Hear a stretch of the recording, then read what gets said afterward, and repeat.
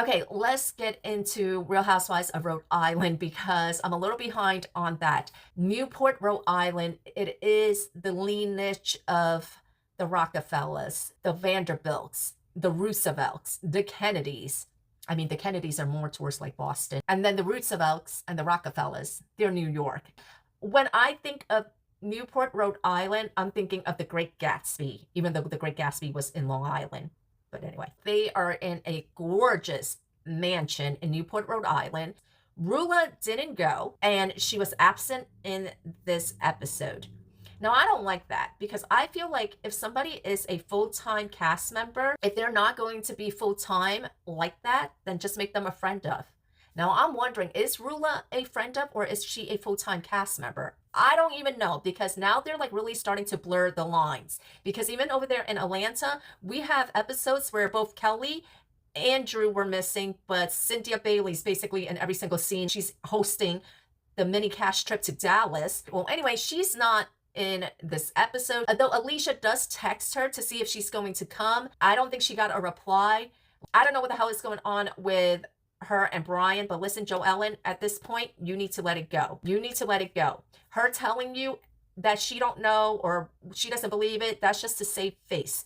That's just to save face because you are wanting to bring this onto cameras. So she's just wanting to save face because she doesn't want to look like a fool, even though she is. She knows. She knows. So now you need to just let the mouse go and get your own storyline. Okay, let's explore the angle with you and your mom and your childhood trauma. I am more invested in your life than you trying to expose Rulla and Brian's relationship. She knows. Whether it's because she is willfully ignoring it because she wants to save face on camera and to the public, or whether it's because she's just choosing to turn a blind eye and a deaf ear. She knows, but she doesn't want to acknowledge it. So now you just got to let it go, explore your own storyline because this is not something that you could bring on to season 2 is what I'm trying to say. And the fact is, Rulla and her fucked up marriage is carrying the whole damn season.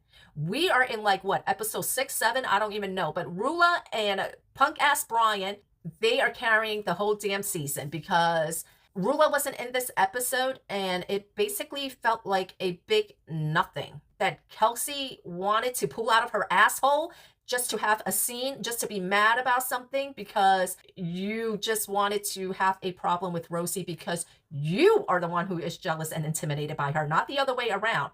She's not wasting time on you. You're wasting time on her. You are so invested in whether or not she is building 5,000 square footage on her home. First of all, she's definitely building her house. She's definitely extending her house because we see it. We, the audience, see it. So even her saying that just makes her look like a fool. That's why Ashley in her confessional and even at the moment was like, okay, well, where are you going with this? Where's your proof, bitch? Because in that scene where we see the construction of the extension of the house, that's when Jared and Ashley went over to hang out with Rosie and what the hell's his name? Rich. So in Ashley's mind, she's probably thinking, yeah, this bitch is definitely a hater because Ashley, she was physically at the property, saw the construction. Rosie in her confessional, she ate her down. But Rosie, I'm going to need you to come at Kelsey as if you were taking out your pent up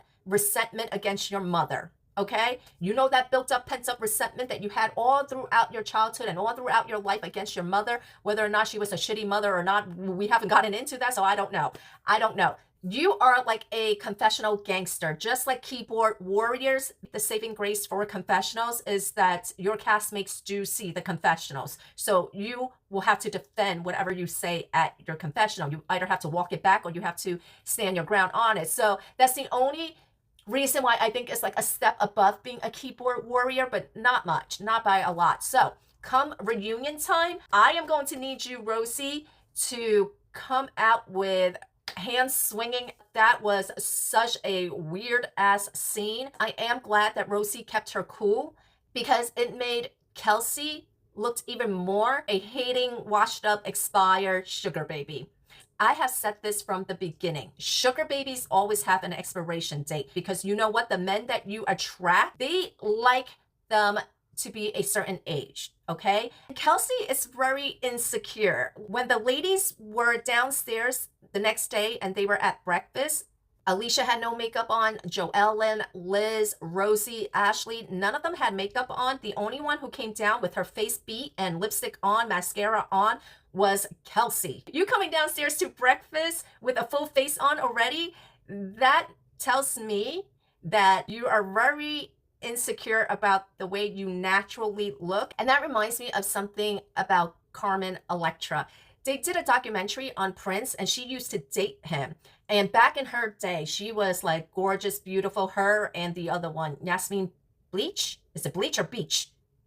Beach? I don't even know. You guys know who I'm talking about. Anyway, she beautiful, gorgeous. She dated a few like other high profile celebrities. But I remember in the Prince documentary that they said that Carmen Electra would sleep with a full face of makeup on because she always had to look supermodel perfect for Prince. And listen, when you are a kept woman like that, the man that is keeping you doesn't want to see you in your natural habitat. To them, you have to be Instagram perfect, because if you're not Instagram perfect, there's no reason to be with you. And listen, her narrative on TV on the episode was that she broke up with him. I told you already, word on the curb, on the Bravo streets, is that they were already broken up even before filming, and that he was basically done with her. She was expired, you know? And supposedly, according to the Bravo streets, he's already got somebody else. She's trying to pretend like this was a legit relationship like that. Like, no, that man left you 6 months out of the year and he had other women. You even knew about it and you were okay about it. And then she said on Watch What Happens Live, like, oh no, there were more women. There were other women. Like, girl, please. This is like as obnoxious as Rulla not knowing about her marriage. Anyway, I also felt like, yeah, she's definitely giving hater vibes, because even on Watch What Happens Live, when they were doing like the Rosie segment, I was like, okay, you're being way too performative. Because here's the thing, Rosie didn't even do anything to her. Like, even with Joellen, I could understand, because like, you know, Brian, punk ass Brian, tried to get Joellen fired. That is like a legitimate reason you try to get me fired. So even that makes sense. Rosie did not do anything to you. That bullshit about, oh, she didn't post me on Instagram. Like, girl, that is like something that I feel like while she was taking a shit, sitting on the toilet, while she was scrolling through her Instagram, and before she was ready to wipe her ass, she was like, oh, let me complain about this, because it is like so obnoxious. And I even said, if you would have asked her and she said no, then I would be like, even a little bit sympathetic to like, oh yeah, that's kind of messed up. Like, why can't you post her? You know, like why can't you just give her a shout out? It's because the way she explains it versus the full context of it, it's like, oh no, that's not how it happened. She paid you $150 and she even sent you a text thanking you. If you were feeling so strongly about it, that was your opportunity to be like, hey, by the way, girl, can you shout me out on Instagram? Why would you take her money, read and reply to her text message, but not ever bring this up to her until you're on the boat and you need to pull something out of your ass because your sugar daddy broke up with you, found somebody else, and doesn't want to film with you? You don't have anybody else to film with, so you grab somebody off like the street of Rhode Island, Billy or Bobby or whatever the hell his name is. Which, by the way, I don't feel bad for saying what I'm saying, because Kelsey is not a nice person. Like, even in that one singular scene that we had with her and like the housekeeper, I didn't really like the vibe that she was treating the housekeeper. And then Andy Cohen had asked her what was the one thing that she would miss about being a kept woman. And it was just like the entitlement of it, saying that like she basically missed having a housekeeper right there in her beck and call, and said, yeah, she even folded like my underwear and all. Here's the thing though. She puts it out there that she wants to be a kept woman, which is why I find it so ludicrous that when I was being critical of her in one of my clips on TikTok, the Kelsey ass lickers were like, oh, show some kindness. Excuse me? She's starting a non-existent beef with Rosie because she is jealous. She is insecure. And for all of the reasons that Rosie said in her confessional, but also the fact that she wants to be the one in the group that is the young, attractive one with no anchoring. Yes, Rosie is married, but she doesn't have kids. And when you don't have kids, divorce is very easy when there's no kids involved. I mean, look at Bronwyn and grandfather Todd over there. Now, the only reason why she doesn't have that energy for Ashley, even though Ashley is gorgeous, beautiful, that snatch jawline, I always say that jawline is either God or cosmetic, her and Jared. But the difference with Ashley is that Ashley has kids. And the fact that Kelsey was bringing all this heat to Rosie, like, oh, well, you lied about you getting fired. You lied about your house. I'm thinking, like, Girl, you're one text message away from being homeless. And Rosie ate her down in that confessional because where was the lie? Where was the lie in anything that Rosie said? Maybe you're so invested in me and the square footage of my house because you don't got a house. Maybe you're so concerned about me and my husband because you don't got a husband. Maybe you're so concerned about me and my job because you don't even have a job. At most, you just started your, beautician license like a hot minute ago. Maybe you think I had an affair because you're the one who's a sugar baby. Where is the lie? Where is the lie in anything that Rosie said?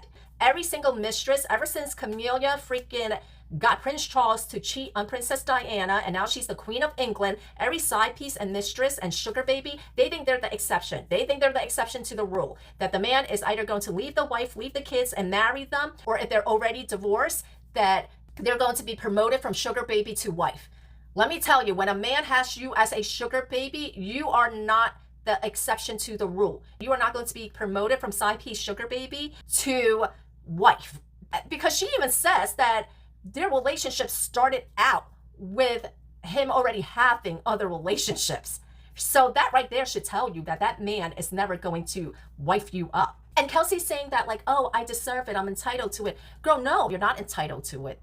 That's why people get married. They get married because there are certain legal benefits to getting married. Now, I know every state is different when it comes to cohabitating, but those two were not even cohabitating because 6 months out of the year, he was living in Florida. That scene with her and Liz telling Liz about what happened and having Liz come help her pack up whatever little stuff she had in the house, that was just a setup to film a scene to explain the relationship and whatever else. He's not speaking out because he doesn't even want to acknowledge that he is the person he was the sugar daddy. Because right now, there is still the benefit of deniability, right? Because even though social media has basically uncovered his identity, there is always that probability of, okay, we got the wrong guy. When you start explaining, then it's like, oh, okay, now it's the smoking gun. There's no deniability. This is a woman that probably has a lot of trauma in her life, okay? She lost it at 14. She was a kept woman at 19.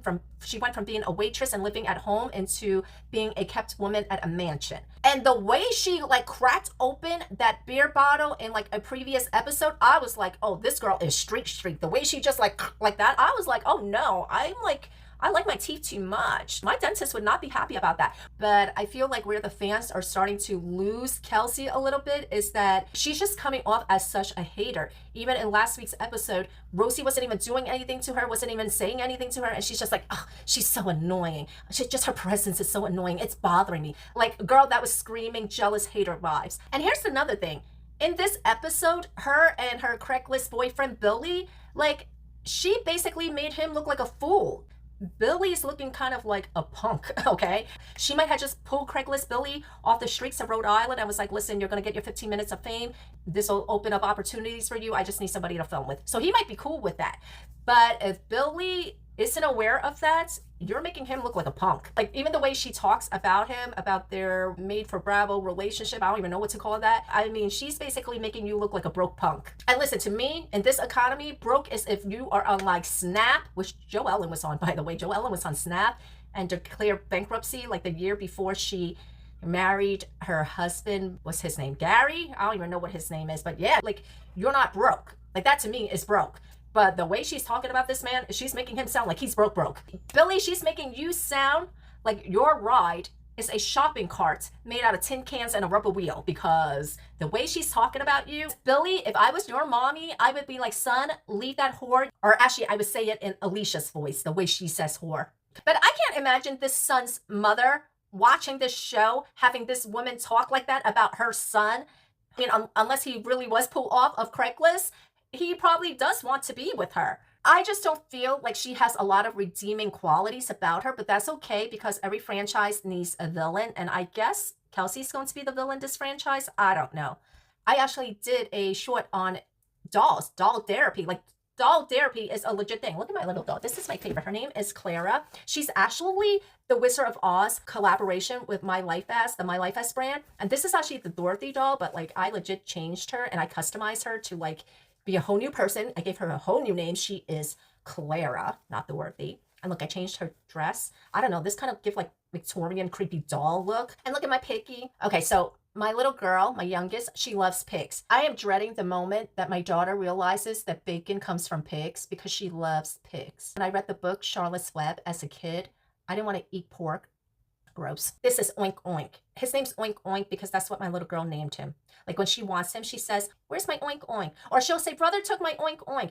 My son and my daughter fight over this pig all the time. Oh my God. Anyway, so I totally get how Alicia feels about her dolls. It is a actual thing. Like doll therapy is an actual thing. And the whole concept behind doll therapy is that you are soothing your inner child, you know, so I find that so relatable with Alicia. Now they have this mass dinner where everybody kind of just goes around the room and talk about like, you know, all the traumas and whatever else. Joellen, she says that her mom put her in like a behavioral home when she was a kid. That's got to be very traumatizing. I can't imagine, you know what? Say what you want about Paris Hilton, but her using the platform that she has to bring light to this, because really, when you expose systematic abuse like that, it takes someone with a platform like Paris Hilton to make a ripple, a splash. Because if it was just me or you, it would not generate that kind of acknowledgement that someone like Paris Hilton is able to command. So kudos to her.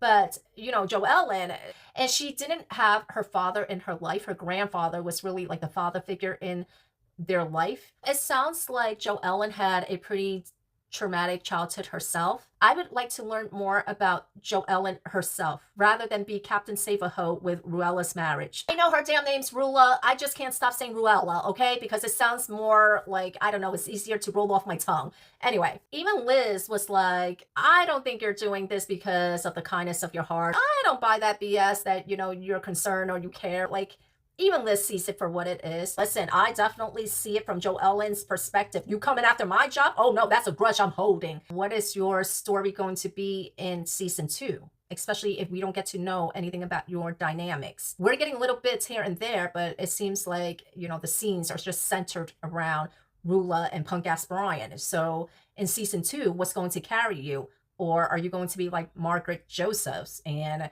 her weird shit where she tried to make Louis and Teresa's marriage her whole schnick? Look at where that ended up. But I think it's the fact that Brian tried to cause problems with Joellen's job like a little punk. But I feel like going into the second season, the only 2 people that we're going to really know about is Rosie and Rulla. That's it. Because the young ones are all fascinated with Rosie.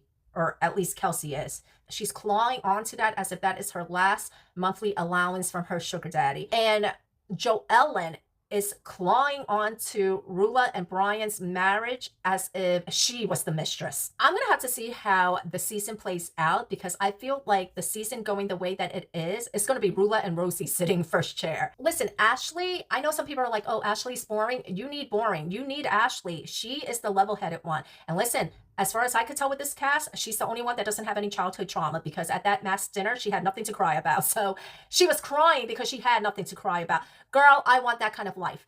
I would love for my children to be crying because they have no Tyler Perry sob story.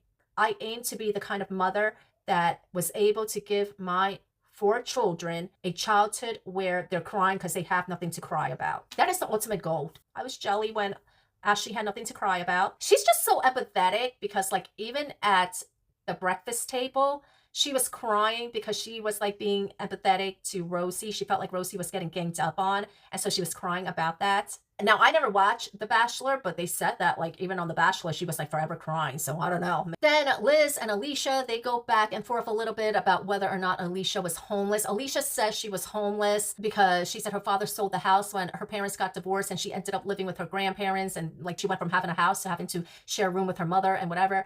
And Liz is like, "Okay, but you weren't homeless." And Liz is basically like, you're taking that away from people who were actually homeless. It's like how I kind of feel like when people just throw out the pedophile label. No, even though we throw that out there for just anyone who likes, somebody younger than 18, a true pedophile is somebody who likes little kids. I'm talking about like 12 and younger. Like what happened to me when I was 9 years old, that was from a pedophile. And like, so I get what Liz says, like, oh, you saying you're homeless, that takes away from people that are actually homeless. Like, it desensitizes it. And then it's like just throwing out labels, like how people say, oh, I have OCD, I got to rearrange my fridge. I mean, that seems to be like a fad that everybody is saying, like, oh, I have OCD, I need to rearrange my picture. That's not what OCD is. That's like one part of OCD that people, especially on social media, they like to take that and run with, but that's just one small part of what OCD is. I feel like when people take these psychiatric, psychological labels and they're so flippant with it, everybody's a narcissist, everybody have ADHD, everybody has OCD, but also even something serious like pedophilia, somebody who's with a 17-year-old or 16 years old, all of a sudden they're a pedophile. Well, no, actually, medically, clinically, that's not what a pedophile is. And so I understand what Liz was saying. So I feel like when you throw stuff like that out there, it does take away from people who are truly homeless. And then the next day in breakfast, I felt like there was a little bit of that leftover tension. There was like some back and forth between Alicia and Liz as well. Listen, the reason why they have these cash trips is because it's hardly ever about, oh, we're going to explore, a fun new place. No. When you are a group of women with different personalities and you put them in a house together, there's going to be conflict. There's going to be friction. So that's why they do these cash trips. And you already see like the personalities rubbing each other. Anyway, that was basically it. I kind of miss Rulla, but I also kind of feel like this proves to the audience that without Brian and Rulla's fucked up marriage, what are you ladies carrying? And I think that's why Joellen, like, she won't let that mouse go. They tried to with this episode, and I noticed Rulla's presence was missing. I didn't really notice whether Kelly or Drew was absent on their franchises, but I noticed Rulla was absent on hers. So there's that. Let me know what you guys think. And all right, I'll see you later. Oink Oink says bye.